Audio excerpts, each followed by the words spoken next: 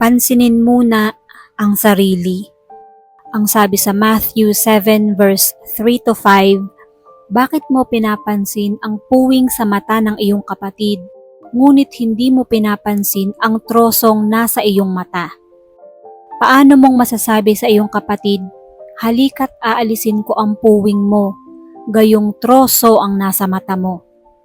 Mapagkunwari, alisin mo muna ang trosong nasa iyong mata at sa gayon, makakakita kang mabuti at maaalis mo ang puwing ng iyong kapatid. Napakadali nating makita ang kakulangan ng iba.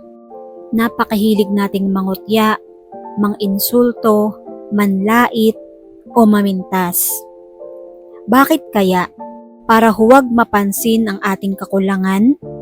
Para pataasin ba ang ating sarili? O kaya para pasayahin ang ating mga makasalanang puso na hindi lang pala tayo ang may mga mali? Bihirang-bihira sa atin yung sinisiyasat ang sarili nating puso kung ano ba tayo. Subalit ang itinuturo sa atin ng Panginoon ay pansinin ang sarili nating kapintasan at ating hanapin ang pagpapaayos nito. May mga nagsasabi na, tatanggalin ko ang puwing sa iyong mata, itutuwid kita, itatama kita. Pero ang sabi ng Lord, inuna mo na ba ang iyong sarili? Tiningnan mo na ba ang malaking piraso ng kahoy sa iyong mata? Kitang-kita mo ang mali ng iba pero bulag ka sa iyong pagkakamali. Ang lakas-lakas ng loob mong magsabing tutulungan mo ang iyong kapwa na linisin ang kanyang mata, ang mata mo punong-puno ng dumi.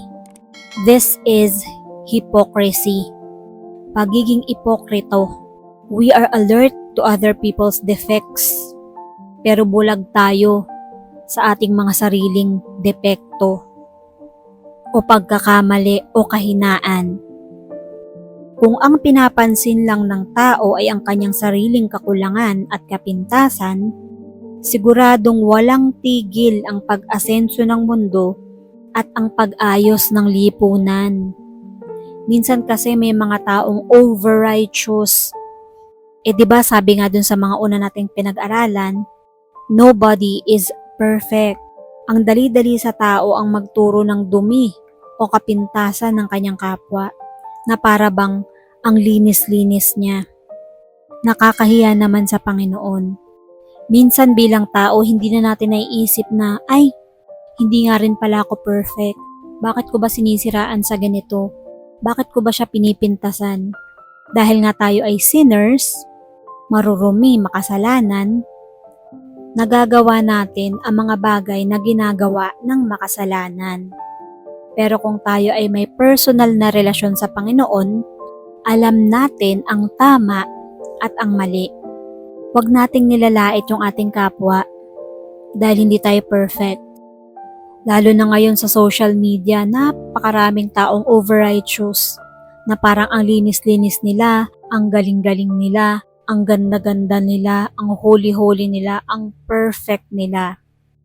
Pero alam na alam nila sa kanilang sarili na may sarili silang kapintasan. May mga ugali silang hindi maganda. Meron silang mga sariling kabulukan na hindi nila ma-point out, na hindi nila masabi.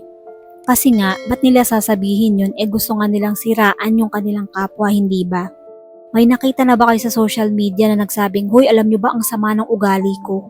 Ang lagi nating naririnig ay masama ang ugali na ganito, ni ganyan, ni kapitbahay, ni kumare, ni kumpadre, pati sariling magulang, kapatid ay sinisiraan. Para lang maitaas ang kanyang sarili. Huwag tayong ganun. Napakapangit na ugali. Hindi yan nakakatulong sa atin. Hindi yan nakakapagpa-asenso ng ating buhay. Tinuturuan tayo ng Panginoon to notice, analyze, criticize, and judge ourselves, ang ating sarili, hindi ang ating kapwa. Tingnan muna ang sarili sa salamin bago mo pintasan ang iyong kapwa. God bless us all.